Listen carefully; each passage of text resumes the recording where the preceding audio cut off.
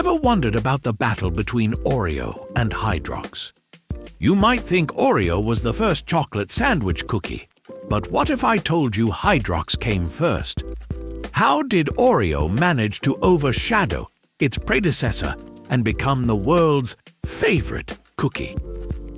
Let's dive into the sweet but surprising rivalry that shaped snack history.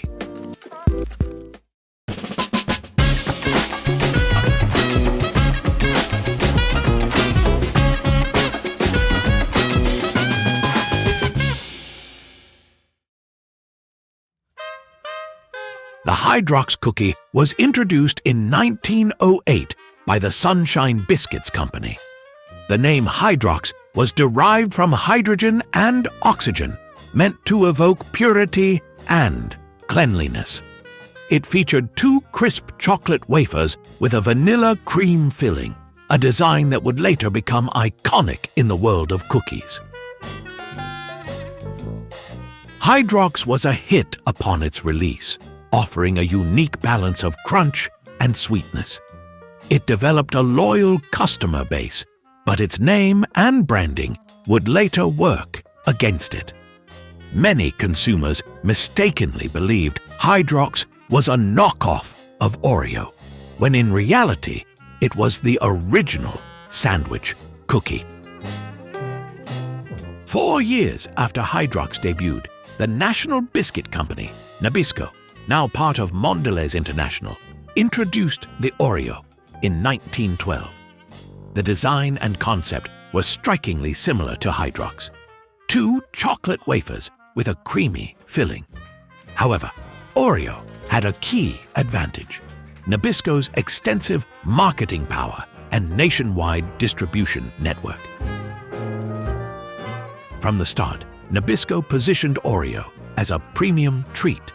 The company refined the recipe, making the cookie slightly sweeter and the texture softer than Hydrox. This small but significant difference appealed to a broader audience, especially children, and set Oreo apart from its predecessor. One of the biggest factors in Oreo's rise was its superior branding and advertising. Nabisco invested heavily in nationwide promotions, ensuring that Oreo was visible in supermarkets, magazines, and later on television. The company introduced the famous Twist, Lick, Dunk campaign, creating an interactive experience for consumers and making Oreo a cultural phenomenon.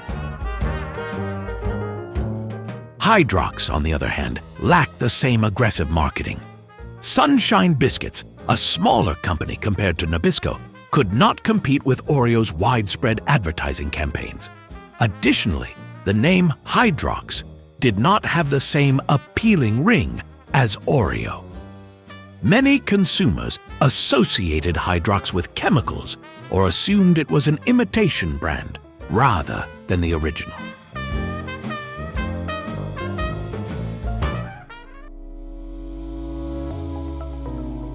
Another reason for Oreo's dominance was its ability to evolve. Over the decades, Nabisco introduced various Oreo flavors and limited edition varieties such as double stuff, golden Oreos, and seasonal flavors like pumpkin spice and birthday cake. This kept the brand fresh and exciting for new generations of consumers. Hydrox, in contrast, remained largely unchanged. While some loyal fans appreciated its consistency, it failed to attract new customers. The lack of innovation contributed to its decline, making it seem outdated compared to the ever-evolving Oreo. By the late 20th century, Hydrox was struggling to compete. In 1996, Sunshine Biscuits was acquired by Keebler, which eventually discontinued the cookie in 2003. For years, Hydrox was absent from store shelves, allowing Oreo to solidify its position as the king of sandwich cookies. However, die-hard Hydrox fans never forgot their favorite cookie.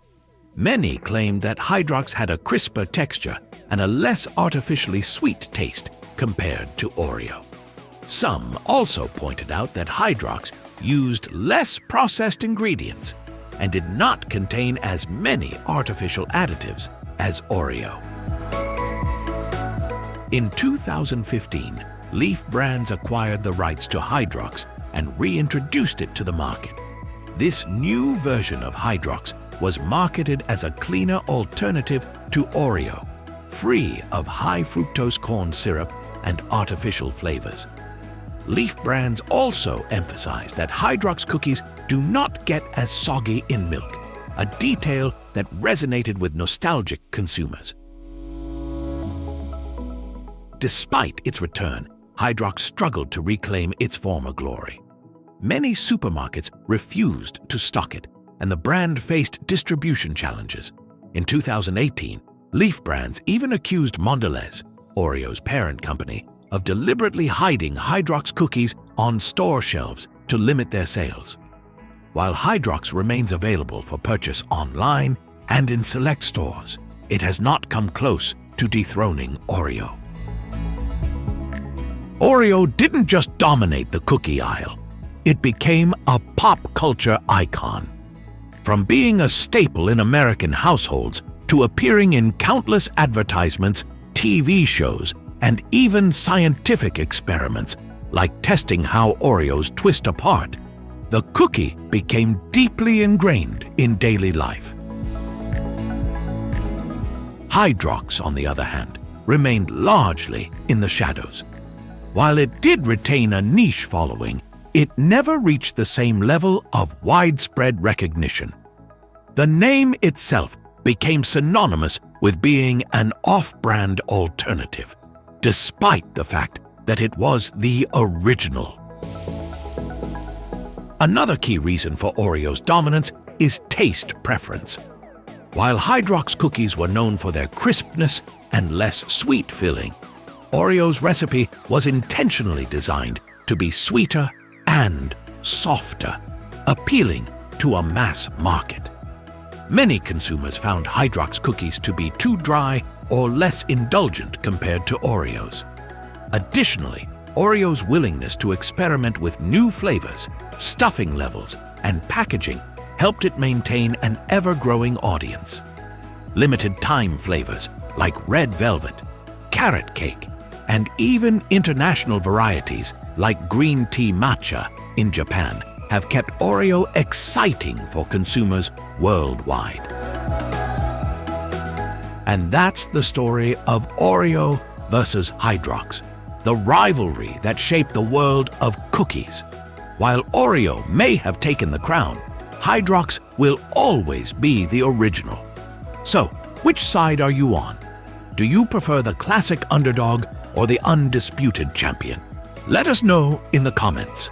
And don't forget to like and subscribe for more fascinating food history.